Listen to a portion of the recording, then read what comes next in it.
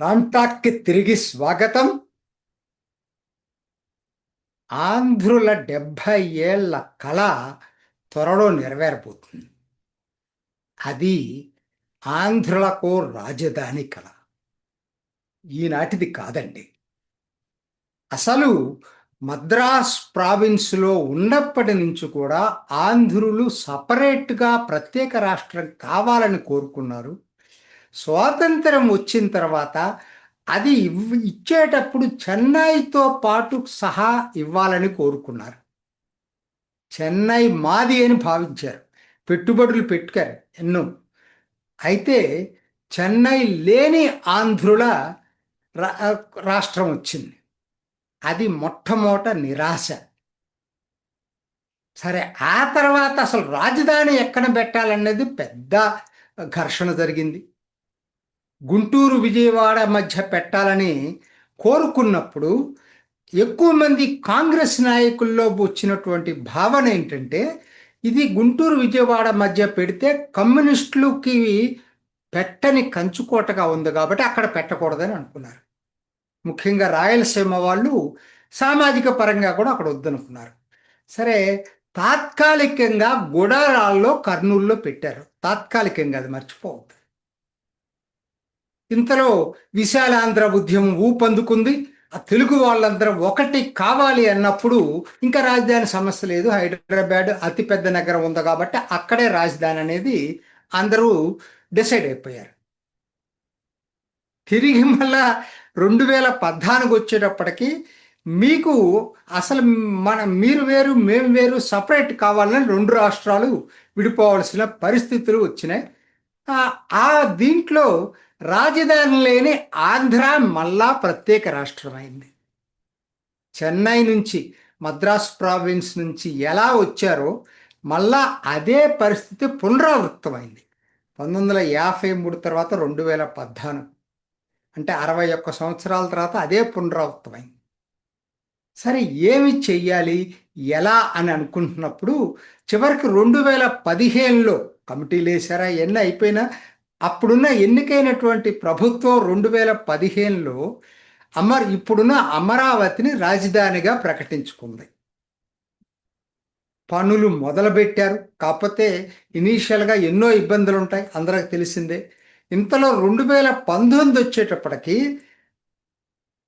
జగన్మోహన్ రెడ్డి రాగానే అసలు అమరావతి రాజధాని కానే కాదు, నేను దాన్ని ఒప్పుకోని ఎటువంటి పరిస్థితుల్లో ఆయన ఒక అడుగు ముందుకెళ్ళి కూడా ఇది కొంతమంది కొన్ని సామాజిక వర్గాల కోసం ఏర్పాటు చేసిందనేటువంటి పదం కూడా వాడటం జరిగింది.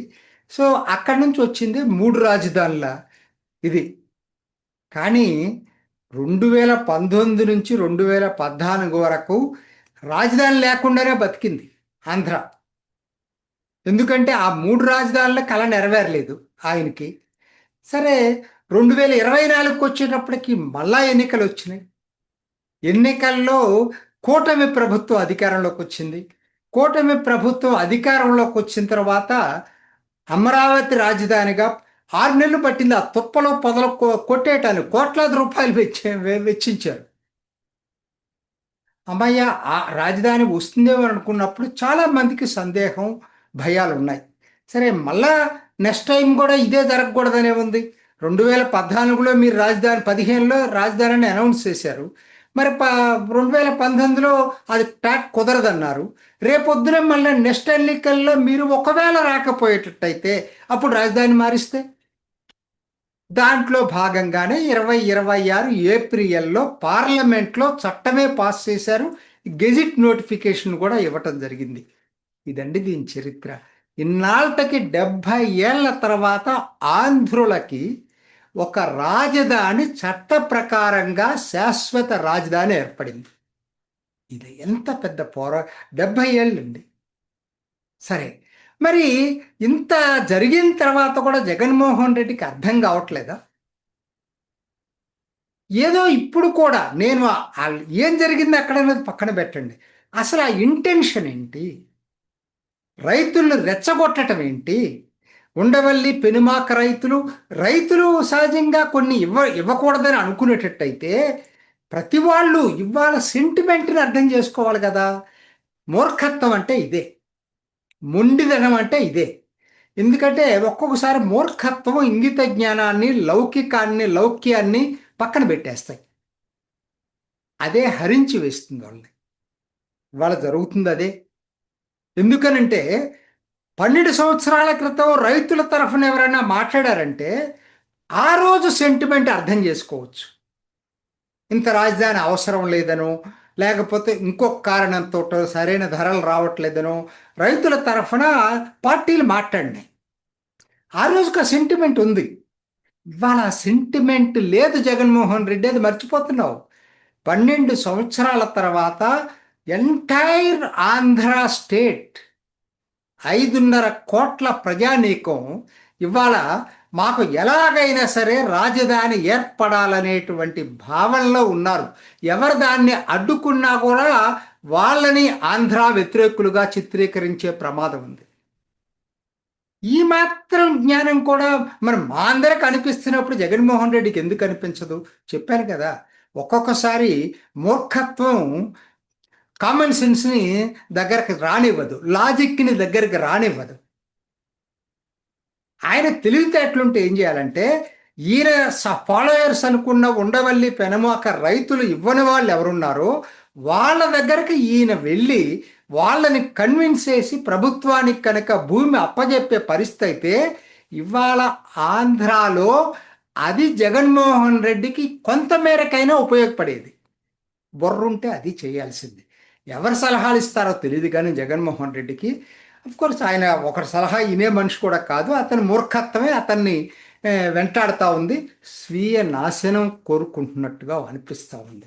నేను ఎందుకు చెప్తున్నానంటే ఇదంతా కూడా ఇవ్వాలేదో నువ్వు వెళ్ళంగానే నువ్వు రాకపోయినా నువ్వు పంపించావు కదా అందరిని, అంబటి రాంబాబు, పేరు నాని, ఇంకెవరినో పంపించేసావు కదా. పంపిస్తే వాళ్ళకి ఎవరికి అసలు క్రెడిబిలిటీ లేదు ముందు జనంలో. అది పక్కన పెట్టేసేయండి. అసలు ఆ పంపించిన వాళ్ళ మీద తిరుగుబాటు ఖచ్చితంగా వస్తుంది. ఇప్పుడు 12 సంవత్సరాల క్రితం వేరు, ఇవాళ వేరు. ఇవాళ ఎవరు వ్యతిరేకించినా అందరూ ఏమనుకుంటారు, అమరావతి రైతుల సమస్య ఒకనాడండి. ఇవాళ అమరావతి రైతుల సమస్యలు కాదు, 5.5 కోట్ల ఆంధ్రులు రాజధాని కావాలి అమరావతిలో కోరుకుంటున్నారు.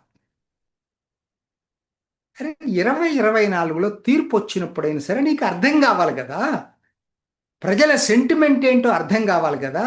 ఇంకా నేను అదే పట్టుకొని ఎలాడతాను, నేను దానికి తగ్గట్టు వ్యూహాలు రచించుకుంటాను అంటే చేయగలిగింది ఏమి లేదు. ఇంకొంచెం కుచించుకుపోవటం, జనానికి దూరం కావటం తప్పితే జగన్మోహన్ రెడ్డికి నష్టం తప్పితే లాభం అయితే లేదు. ఈరోజు అది తప్ప ఉప్ప పక్కన పెట్టండి, వాళ్ళు ఆపటం ప్రాథమిక హక్కుల్ని భంగమా కాదా పక్కన పెడితే స్ట్రాంగ్ సెంటిమెంట్ అయితే ఆంధ్రాలో ఉందండి. వాళ్ళు ఇవాళ అది ఎవరు చూడరు చట్ట ప్రకారం ఏంటనేది కూడా. ఎందుకనంటే ఇన్నాళ్ళకి 70 ఏళ్ళ తర్వాత ఏదో ఒకటి శాశ్వత రాజధాని ఏర్పడుతున్నప్పుడు ఇవాళ ఇంకా అడ్డంకులు ఎవరు సృష్టించిన వాళ్ళని తొక్కుకుంటా వెళ్ళిపోతారు. మర్చిపోవద్దు ఇది. ఎందుకంటే నువ్వు ఇవాళ ఏదైనా సరే చివరగా నేను చెప్పేది ఒకటి, 70 ఏళ్ళ మనోవేదన తీరింది ఇవాళ ఆంధ్రులకి. శాశ్వత రాజధాని 2026 ఏప్రిల్ చట్టంతో ఏర్పడింది. దాని కళ నెరవేరబోతుంది. ఇంకో 2 ఏళ్లలో విజిబిలిటీ అందరికీ కనపడుతుంది. రాజధాని స్వప్నం నిజం కాబోతుంది.